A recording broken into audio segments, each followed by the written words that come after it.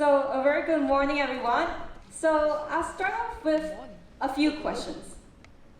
Have anyone over here already discovered your passion? Like sports, arts, or even math? Can I have a show of hands, please? Anyone who has already discovered your passions at this age of time?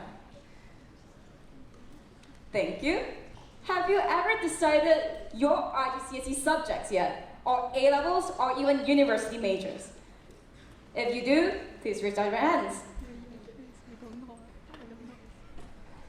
Okay, and my third question is, have you ever think of what you will be working as in 15 years' time? Anyone?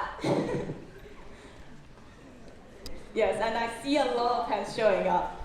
So, for those who actually raise your hands, you are the ones that I used to be very envied to. Because when I was younger, sitting where you are sitting right now, as a student, I couldn't raise up my hands to any of those questions. This is why I am delivering the topic of this talk today, which is wondering and wondering is still part of the plan.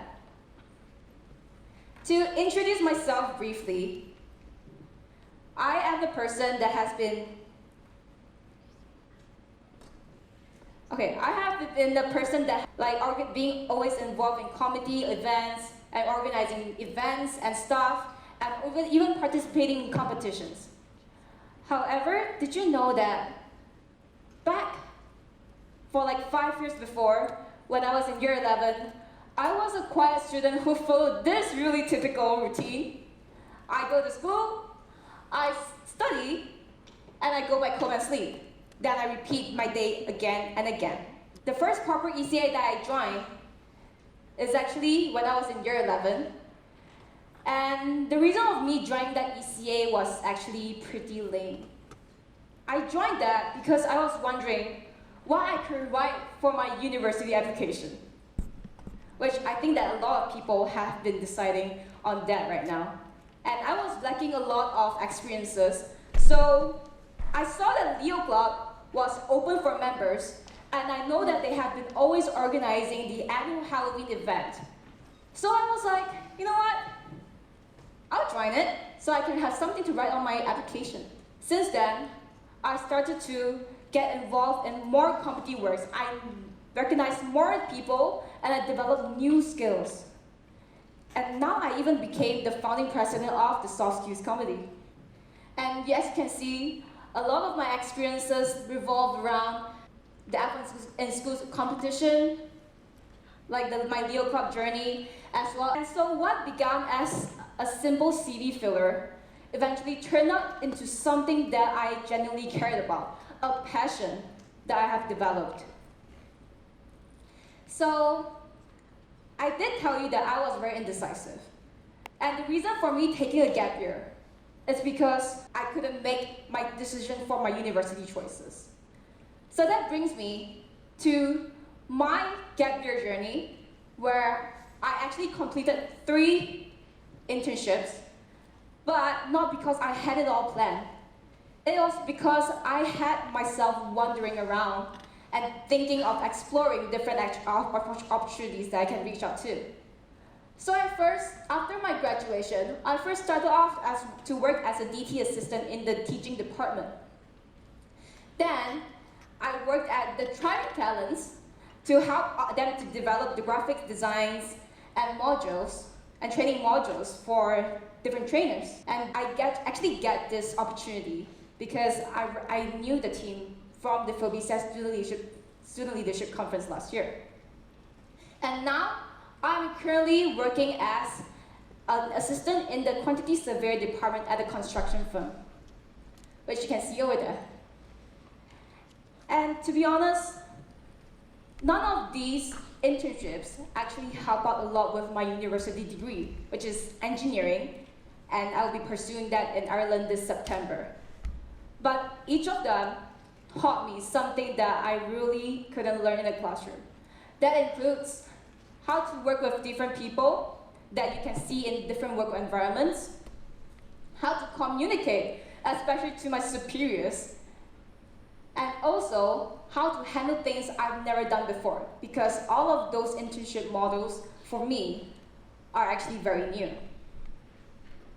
And as an Easter egg, I even get to meet the President Group CEO of Maybank during my internship at Thriving Talents. So this is like scrolling through Netflix. You know, you are just clicking through different movies and trying to find the perfect pick for you. But it's never easy, because it's very hard to find the perfect pick for you directly. You need to actually try on it to discover it and to realize that if you liked it or not. And so this is one thing that I want to share. Just keep on wondering and stay open for what wonders. You'll land on something that will make sense for you.